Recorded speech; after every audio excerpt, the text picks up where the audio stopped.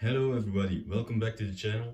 I'm Thibaut, your host, and today we're going to talk about front-wheel drive cars. Today we see these cars everywhere in traffic, but once upon a time this type of transmission was revolutionary. So the idea of a front-wheel drive drivetrain is not a new one, because it was already an idea in the early days of making cars. Because the first people to toy around with the idea were Graf and Stift, an Austrian company that toyed around with it in 1898. These they made some prototypes, but these prototypes showcased that this type of drivetrain, it was possible, but it wasn't really a trustworthy type to power a car.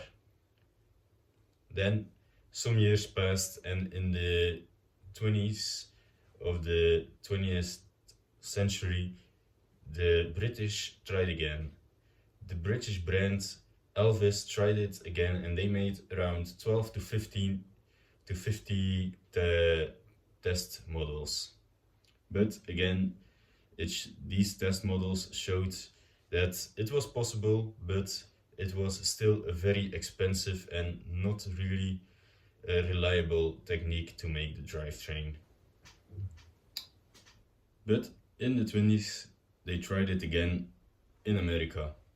In 1929, the American brand Cord came out with the L29. This was a luxury car that used front-wheel drive to be able to be lowered to the ground, to look more elegant and to be more spacious. Although the concept was brilliant, the technique used was still very expensive.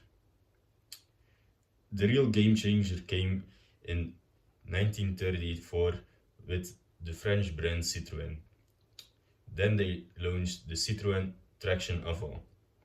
This literally translates in Citroën front-wheel drive. So, because of the success of the Citroën Traction Avant, they noticed this in Germany. So they tried their hand at it as well. In 1935, the Adler came with the Triumph.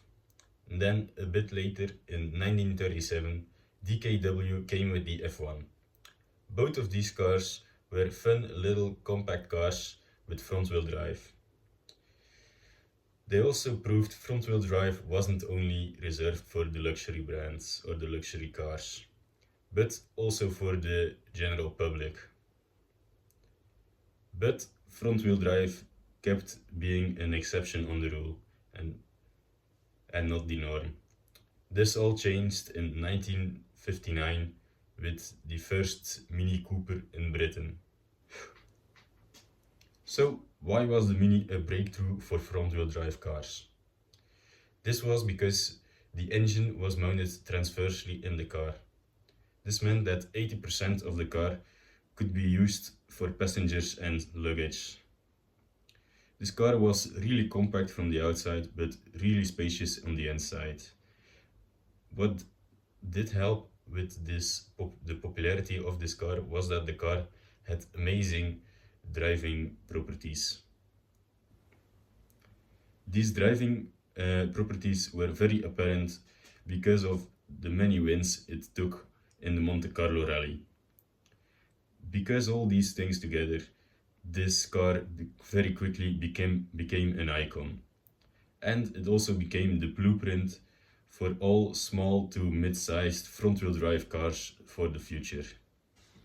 The advantages of front-wheel drive were clear. There was a lot more grip. This is because the weight of the motor was pushing down on the front wheels to allow the grip to be a lot better. There was also a lot more space inside of the car. This because there was no need for an axle to go to the back to drive the wheels. The costs of this type of drivetrain were also a lot lower because production and servicing this was a lot easier. So today, this is how the front-wheel drive system became almost the standard for today, or at least for the compact and the mid to middle big cars. The only cars that are still rear-wheel drive are actually sport cars and some SUVs that maybe use rear-wheel drive, but most SUVs these days use four-wheel drive or some sort of system like it. So, who was actually the first one to come up with the front-wheel drivetrain? Although the Mini made it a mainstream to the world, the cars